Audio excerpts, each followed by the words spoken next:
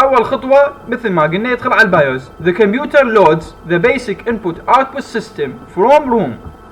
اول خطوه يعملها بانه الكمبيوتر مالتك يحمل السوفت وير اللي خاص بالبايوس اللي هو البيسك انبوت اوتبوت سيستم فروم روم من الريد اونلي ميموري.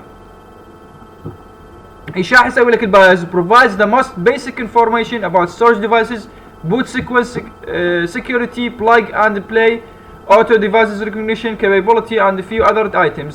ما احتاج هذا كله. المهم انت تعرفه the computer loads the basic input output system البايوس from room. راح يحمل هذا السوفت وير اللي هو البيسك انبوت اوتبوت سيستم من الريد اونلي ميموري.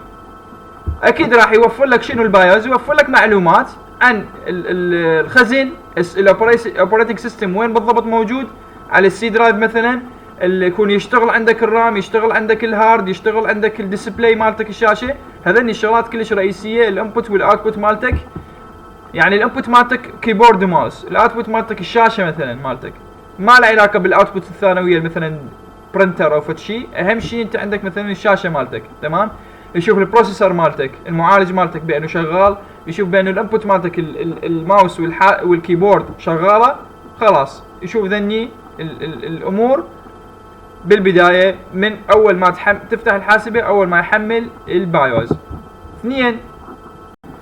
اثنين the BIOS triggers a test called a power on self test. طب البوست هذا طبعا شيء كلش مهم، بانه البايوس بعد ما يحمل، بعد ما يسوي لود، بعد ما ينفتح البايوس راسا راح يسوي تريجر، راح يشغل فحص معين اسمه بوست اللي هو الباور اون سيلف تيست. هذا البوست يسوي make sure all the major components are functioning properly.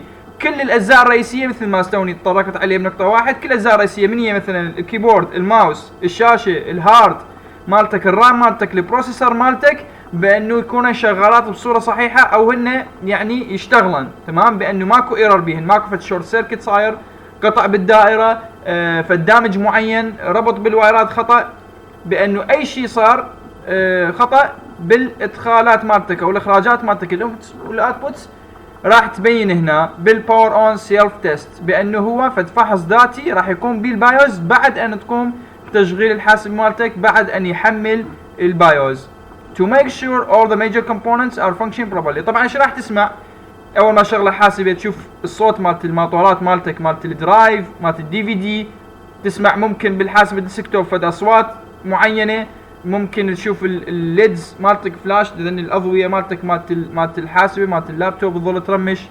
but the screen at first remains black. لكن الشاشه تشوفها سوداء ماكو شيء. هاي الاثناء اذا هو قاعد يسوي باور اون سيلف تيست. نجي للنقطة الثالثة. The BIOS has the CPU send signals over the system bus to be sure all of the basic components are functioning. بأنه بعد ما حمل البايوس وبعد ما أرسل في التست معين أو سوى في التست معين، راح يخلي السي بي يو وحدة المعالجة المركزية ديس سيجنالات المن للسيستم باس. السيستم باس شنو هو؟ in a computer architecture بالهيكلية مالت الحاسبة a bus is a communication system. هو نظام خلينا نقول ما تواصل that transfers data between components inside the computer or between computers. بأنه بنظام تواصل يرسل معلومات بين المحتويات مالت الحاسبة، الكومبوننتس اللي موجودة داخل الحاسبة or between computers. المهم احنا قاعد نحكي على داخل الكمبيوتر، بانه في السيستم مال تواصل، يعني خلينا نقول اللينكس اللي يربط الاجزاء مال الهارد بالبروسيسور، الدي في دي بالبروسيسور بالهارد، يعني هذين التوصيلات اللي موجوده اللي هي غالبا تكون واير وليس وايرلس اللي داخل المذر بورد، تمام؟ فذا بايوس هاز ذا سي بي يو يخلي بعد ما اشتغل البايوس، بعد ما حمل البايوس، بعد ما سوى السيلف تيست، تمام، راح يدز اشاره السي بي يو، يخلي السي بي يو يدز اشاره المن للسيستم باس اللي هو موجود بالمذر بورد to be sure all of the basic components are functioning، بانه كلهن يشتغلن صحيح بالاشارات، تمام. نجي نقطة 4، خلينا نشوف الخطوة الرابعة ايش راح يصير. The post tests the memory contained on the display adapter. بالفحص الباور اون سيلف تيست ايش راح يسوي همين هذا البوست؟ راح يفحص الذاكره الموجوده على الديسبلاي ادابتر مالت الشاشه، بانه الشاشه يريد يشوف تظهر المعلومات، يعني اوبريتنج سيستم من راح يشتغل راح يخلي المستخدم يعرف بانه الشاشه مالتك راح تظهر الاوبريتنج سيستم، راح تقدر تستعمل الحاسه مالتك لو لا، فلازم يفحص هذا الشيء. فاذا هنا the post tests the memory contained on the display adapter and the video signals that control the display. This is the first point you will see something appear on your PC's monitor.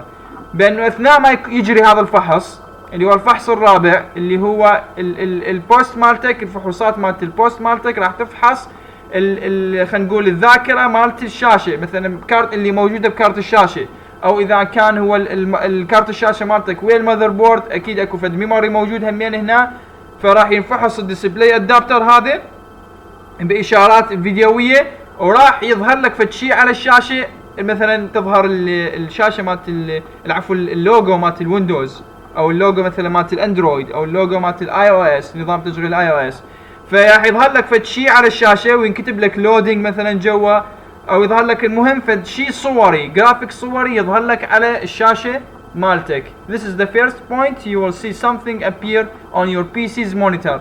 هذا اثناء ما يجري الفحص مالت البوست، تمام، اللي هو البوست تيست للديسبلاي ادابتر. الخطوه الخامسه during a cold boot the memory controller، نعرف عنه اكو memory controller اللي اخذناه بالذاكره بالرام، اكو شيء كان اسمه memory controller checks all the memory addresses with a quick read write operation to ensure that there are no errors in the memory chips.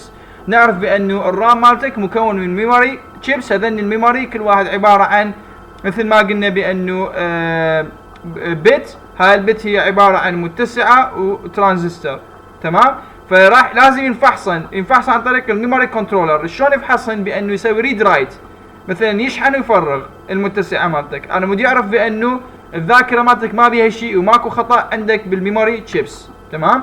الميموري تشيبس عباره عن ميموري سيلز، خلايا الذاكره، كل خليه عباره عن بت، هاي البت مكونه من متسعه ومن ترانزستور، بانه المتسعه تشحن وتفرغ صفر او واحد، فلازم اكو ريد ورايت بانه تنملي بواحد وتنقري بانه هي مكتوب بها واحد او صفر وينقري صفر، تمام. فلازم تشحن وتفرغ، لازم ريد رايت، لازم يقرا الميموري كنترولر يسوي تشيكس الكل ذني الخلايا اللي موجوده بالميموري ادرسز.